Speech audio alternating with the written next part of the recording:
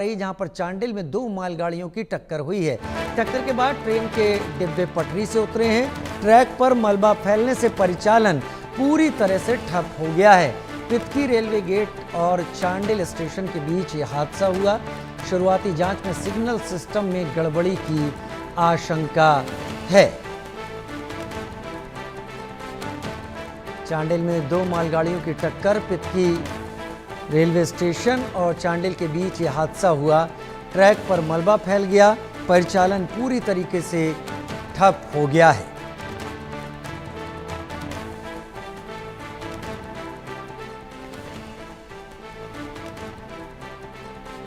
टक्कर के बाद मालगाड़ियों के कई डिब्बे पटरी से उतर गए और इसी के चलते परिचालन पूरी तरीके से ठप हो गया है, अप डाउन दोनों लाइन पर।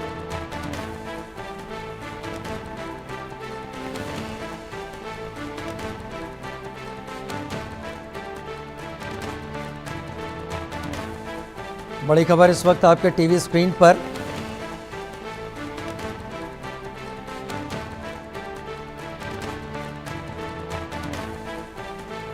झारखंड के चांडिल में पितकी रेलवे गेट और चांडिल स्टेशन के बीच ये हादसा हुआ, जिसमें मालगाड़ी की टक्कर हुई।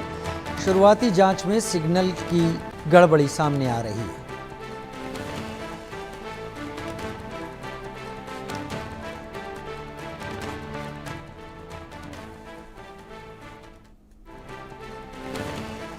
अब तस्वीरें भी देख लीजिए। बड़ी खबर के बाद हम आपको तस्वीरें दिखा रहे हैं, जो दुर्घटना स्थल से तस्वीरें आपके टीवी स्क्रीन पर, जहां पर गाड़ियों के डिब्बे पटरी छोड़कर अलग जा चुके हैं, धंस चुके हैं और पहिए भी इस टक्कर के बाद अलग हो गए हैं। अप डाउन लाइन दोनों ही परिचालन ठप हो गया है।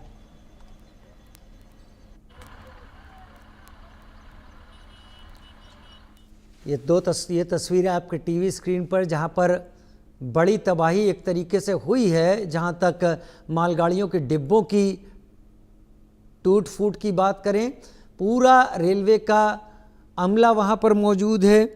ट्रैफिक सुचारू करने के लिए काम युद्ध स्तर पर जारी है।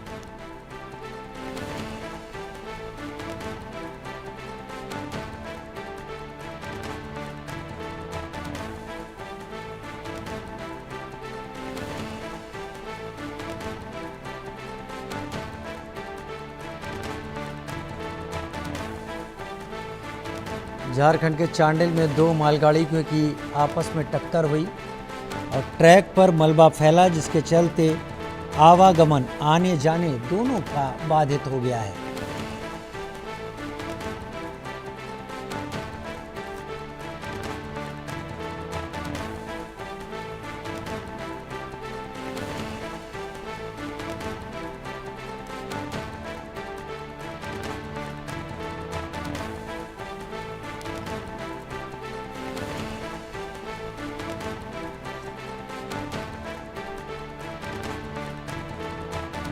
ट्रैक पर मलबा फैलने से हालात वहां पर परिचालन के लिए अब ठीक नहीं है। मनीष मेहता मेरे सहयोगी इस वक्त मेरे साथ ज़्यादा जानकारी के साथ रांची से लाइव जुड़ गए हैं। मनीष, कब हुई ये दुर्घटना, अभी क्या स्थिति है, रेलवे के अधिकारी क्या कह रहे हैं?